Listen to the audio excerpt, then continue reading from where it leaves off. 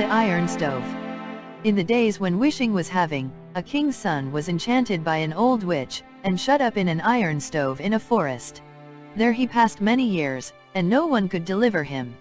Then a king's daughter came into the forest, who had lost herself and could not find her father's kingdom again.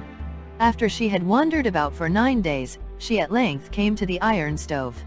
Then a voice issued from it, and asked her, "Whence come you, and whither go you?" She answered, "I have lost my father's kingdom, and cannot get home again." Then a voice inside the iron stove said, "I will help you to get home, and that indeed most swiftly, if you will promise to do what I desire of you. I am the son of a far greater king than your father, and I will marry you." Then was she afraid, and thought, "Alas! What use could I have with an iron stove?" But as she much wished to get home to her father, she promised to do as he desired. He said, "You shall return here, and bring a knife with you, and scrape a hole in the iron." Then he gave her a companion who walked near her, but did not speak. In 2 hours he took her home. There was great joy in the castle when the king's daughter came back, and the old king fell on her neck, and kissed her. She, however, was sorely troubled, and said, "Dear father, what I have suffered! I should never have got home again from the great wild forest, if I had not come to an iron stove. But I have been forced to give my word that I will go back to it, set it free, and marry it." Then the old king was so terrified that he all but fainted, for he had only this one daughter. They, therefore, resolved they would send, in her place, the miller's daughter, who was very beautiful. They took her there, gave her a knife, and said she was to scrape at the iron stove. So she scraped at it for 24 hours, but could not bring off the least morsel of it. When day dawned, a voice in the stove said, "It seems to me it is day outside." Then she answered, "It seems so to me too. I fancy I hear the noise of my father's mill." "So you are a miller's daughter? Then go your way at once. Let the king's daughter come here." She went away at once, and told the old king that the man outside there would have none of her. He wanted the king's daughter. They, however, still had a swineherd's daughter, who was even prettier than the miller's daughter, and they determined to give her a piece of gold to go to the iron stove, instead of the king's daughter. So she was taken thither, and she also had to scrape for 24 hours. She, likewise, made nothing of it. When day broke, a voice inside the stove cried, "It seems to me it is day outside." Then answered she, "So it seems to me. I fancy I hear my father's horn blowing." "Then you are a swineherd's daughter? Go away at once. Tell the king's daughter to come, and tell her all must be done as was promised. And if she does not come, everything in the kingdom shall be ruined and destroyed, and not one stone be left standing on another." When the king's daughter heard that, she began to weep. But now there was nothing for it but to keep her promise. So she took leave of her father, put a knife in her pocket, and went forth to the iron stove in the forest. When she got there, she began to scrape, and the iron gave way, and when 2 hours were over, she had already scraped a small hole. Then she peeped in, and saw a youth so handsome, and so brilliant with gold and with precious jewels, that her very soul was delighted. Therefore, she went on scraping, and made the hole so large that he was able to get out. Then said he, "You are mine, and I am yours. You are my bride, and have released me." He wanted to take her away with him to his kingdom, but she entreated him to let her go once again to her father. The king's son allowed her to do so, but she was not to say more to her father than 3 words, and then she was to come back again. So she went home, but she spoke more than 3 words, and instantly the iron stove disappeared, and was taken far away over glass mountains and piercing swords. But the king's son was set free, and no longer shut up in it.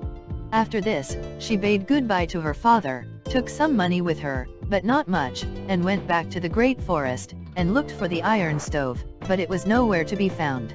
For 9 days she sought it. Then her hunger grew so great that she did not know what to do, for she could no longer live. When it was evening, she seated herself in a small tree, and made up her mind to spend the night there, as she was afraid of wild beasts. When midnight drew near, she saw in the distance a small light, and thought, "Ah, there I may be saved." She got down from the tree, and went toward the light, and on the way she prayed. Then she came to a little old house, and much grass had grown all about it, and a small heap of wood lay in front of it. She thought, "Ah, whither have I come?" and peeped in through the window. But she saw nothing inside but toads, big and little, except a table covered with wine and roast meat, while the plates and glasses were of silver. Then she took courage, and knocked at the door. The fat toad cried, "Little green waiting maid with the limping leg, little dog of the limping leg, hop hither and thither, and quickly see who is without." And a small toad came along and opened the door to her. When she entered, they all bade her welcome, and she was forced to sit down. They asked, "Where have you come from, and whither are you going?" Then she related all that had befallen her, and how because she had disobeyed the order which had been given her not to say more than 3 words, the stove, and the king's son also, had disappeared, and now she was seeking him over hill and dale until she found him. At that, the old fat one said, "Little green waiting maid with the limping leg, little dog of the limping leg, hop hither and thither, and bring me the great box." Then the little one went and brought the box. After this they gave her meat and drink, and took her to a well-made bed, which felt like silk and velvet. She laid herself therein, in God's name, and slept.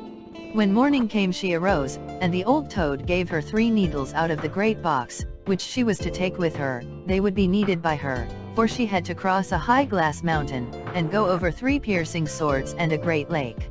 If she did all this, she would get her lover back again. Then she gave her 3 things, which she was to take the greatest care of, namely, 3 large needles, a plough wheel, and 3 nuts. With these she traveled onwards, and when she came to the glass mountain, which was so slippery, she stuck the 3 needles first behind her feet and then before them, and so got over it. And when she was over it, she hid them in a place which she marked carefully. After this she came to the 3 piercing swords, and then she seated herself on her plough wheel, and rolled over them. At last she arrived in front of a great lake, and when she had crossed it, she came to a large and beautiful castle. She went in and asked for a place. She knew, however, that the king's son whom she had released from the iron stove in the great forest, was in the castle. Then she was taken as a scullery maid at low wages. But, already the king's son had another maiden by his side, whom he wanted to marry, for he thought that she had long been dead.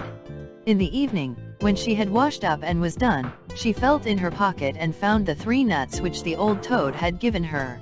She cracked one with her teeth, and was going to eat the kernel, when, lo and behold, there was a stately royal garment in it. But when the bride heard of this she came and asked for the dress, and wanted to buy it, and said, "It is not a dress for a servant girl." She said, no, she would not sell it, but if the bride would grant her one thing she should have it, and that was, leave to sleep one night in her bridegroom's chamber. The bride gave her permission because the dress was so pretty, and she had never had one like it. When it was evening, she said to her bridegroom, "That silly girl will sleep in your room." "If you are willing, so am I," said he. She, however, gave him a glass of wine in which she had poured a sleeping draught. So the bridegroom and the scullery maid went to sleep in the room, and he slept so soundly that she could not waken him. She wept the whole night and cried, "I set you free when you were in an iron stove in the wild forest.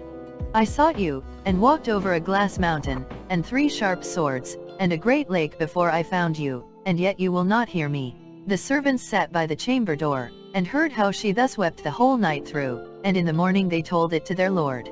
And the next evening, when she had washed up, she opened the 2nd nut, and a far more beautiful dress was within it. When the bride beheld it, she wished to buy that also. But the girl would not take money, and begged that she might once again sleep in the bridegroom's chamber. The bride, however, gave him a sleeping drink, and he slept so soundly that he could hear nothing. But the scullery maid wept the whole night long, and cried, "I set you free when you were in an iron stove in the wild forest. I sought you, and walked over a glass mountain, and over 3 sharp swords and a great lake before I found you, and yet you will not hear me." The servants sat by the chamber door and heard her weeping the whole night through, and in the morning informed their lord of it. And on the 3rd evening, when she had washed up, she opened the 3rd nut, and within it was a still more beautiful dress which was stiff with pure gold. When the bride saw that, she wanted to have it, but the maiden gave it up only on condition that she might for the 3rd time sleep in the bridegroom's apartment. The king's son was, however, on his guard, and threw the sleeping draught away.